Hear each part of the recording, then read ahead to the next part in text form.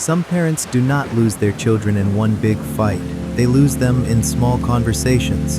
A correction here, a judgment there, a little guilt hidden inside a sentence that sounded like love, a piece of advice no one asked for, a silence after the child shared something vulnerable.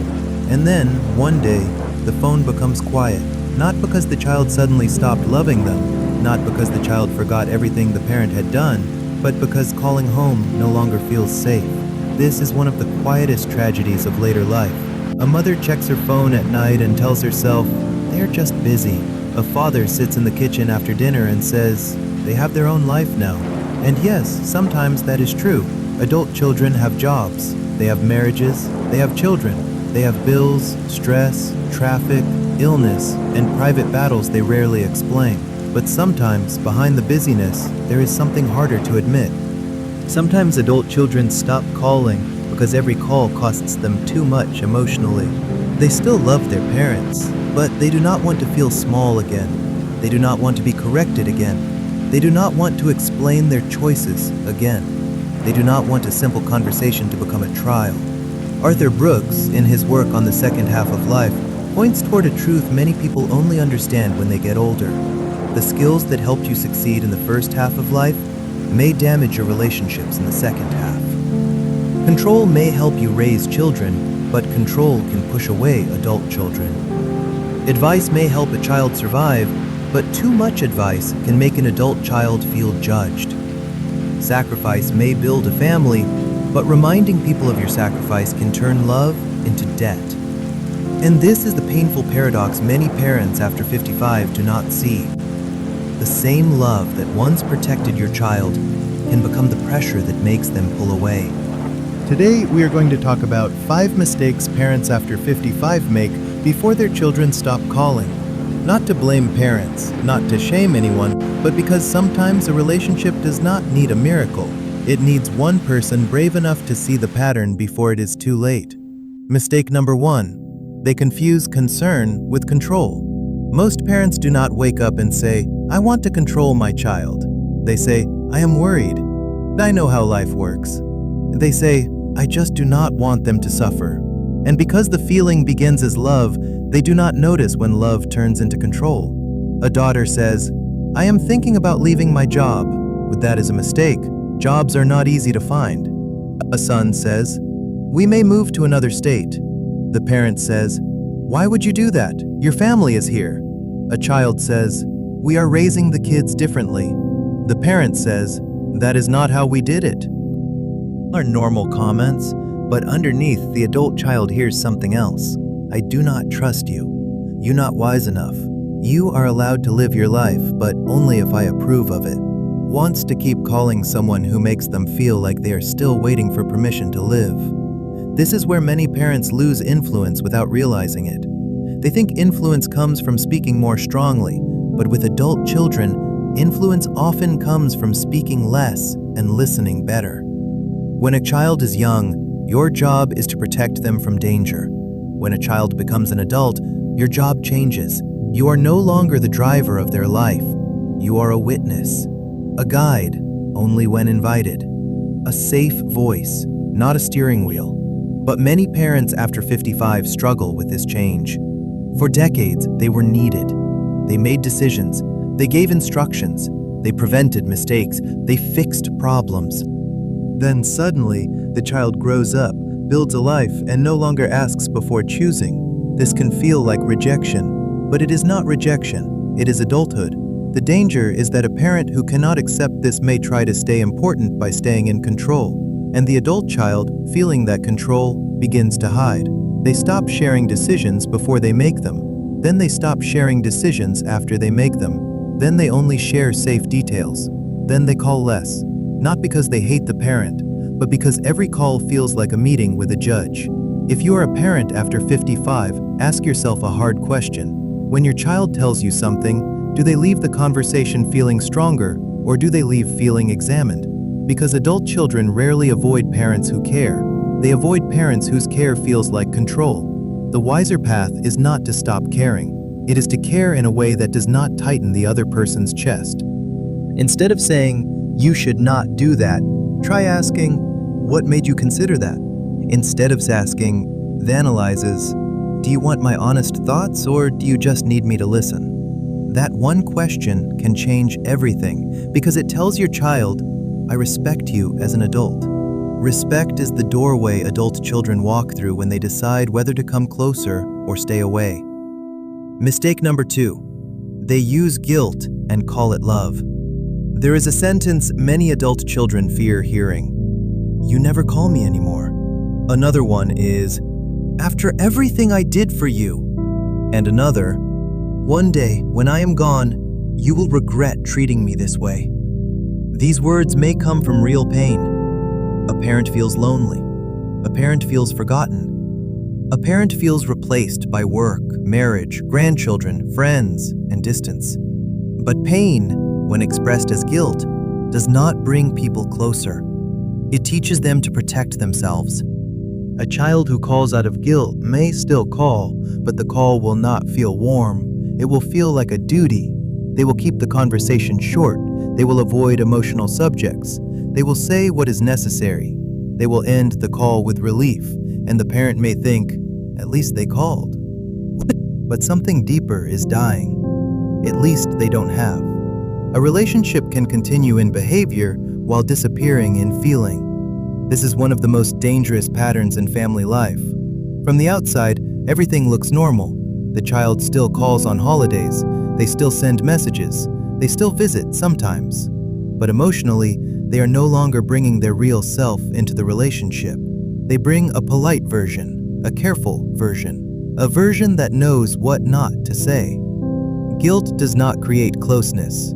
Guilt creates performance, and no one wants to perform forever.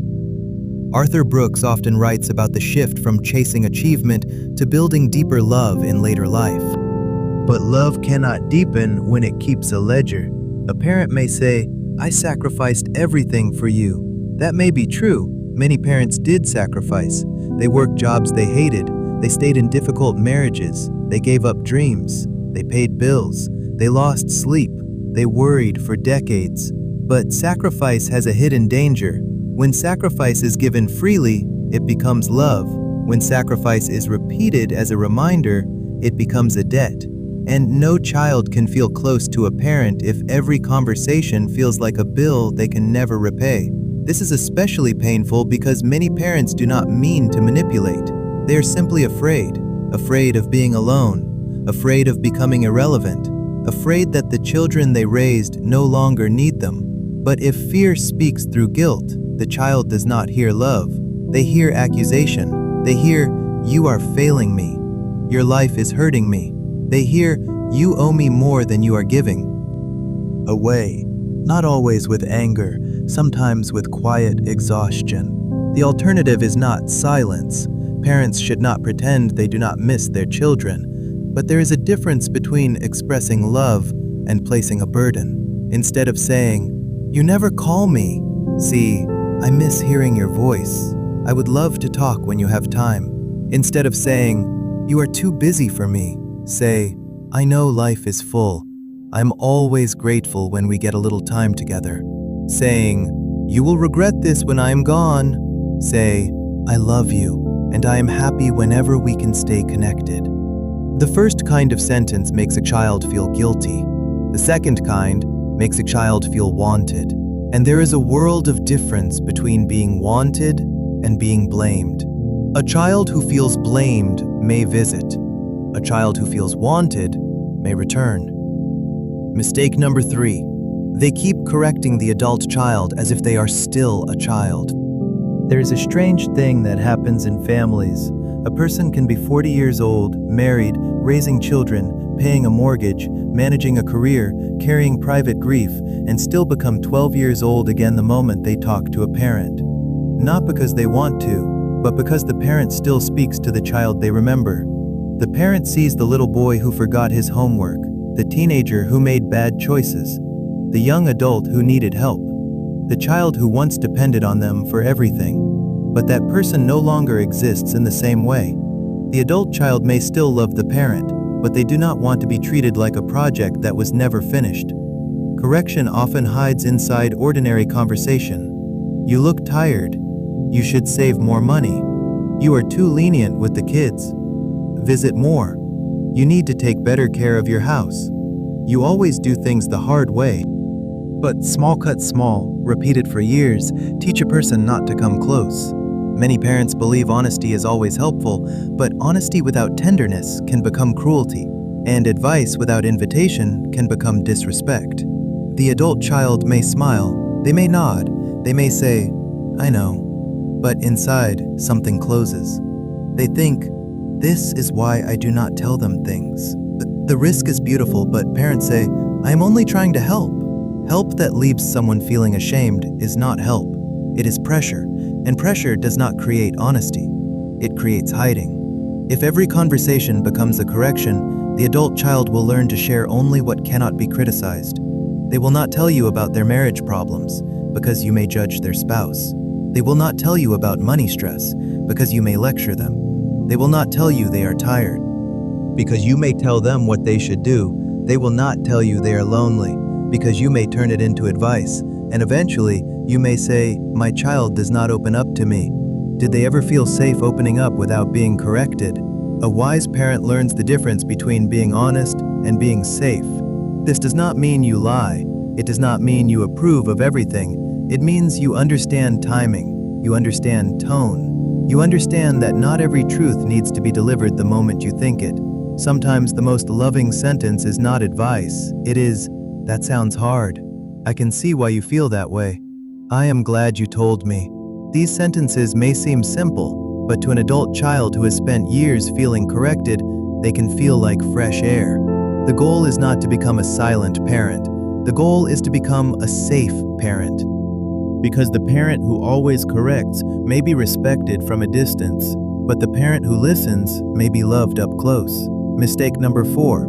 They reject the life their child actually chose. This mistake is painful because it often happens quietly. A parent does not always say, "I reject your life." Ways. A pause when the child mentions their spouse. A sigh when they talk about their job. A comment about how far away they live. A repeated comparison to a sibling. A disappointed look when their choices do not match the family's expectations. Over time, the child understands the message. You may be loved, but you are not fully accepted. This is one of the deepest reasons adult children pull away. They can tolerate disagreement. They can tolerate differences. But it is hard to stay emotionally close to someone who seems disappointed by the life you built. Many parents had a picture in their mind. They imagined where their child would live, who they would marry, how they would raise children, what career they would choose, what values they would keep, how often they would visit, how the family would look at holidays. But real life rarely obeys the picture.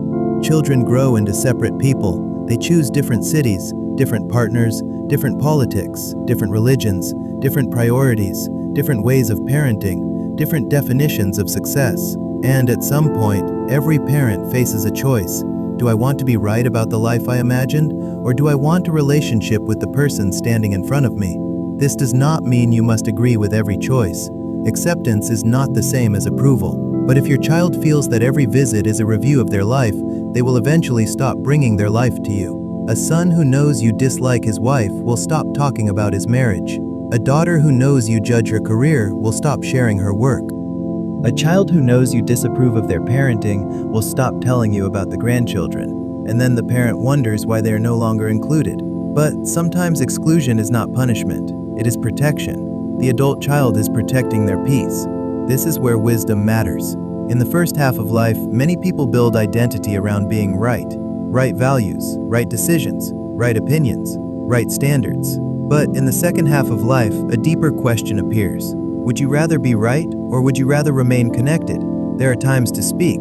There are boundaries that matter. There are choices that may truly concern you. But if every difference becomes a battle, the relationship becomes a battlefield. And no one wants to call a battlefield after a long day. A wiser parent learns to say, "I may not fully understand your choice, but I want to understand you." That sentence is powerful because it does not surrender your values. It opens a door. It tells your child, "You do not have to become my younger self in order to be loved by me."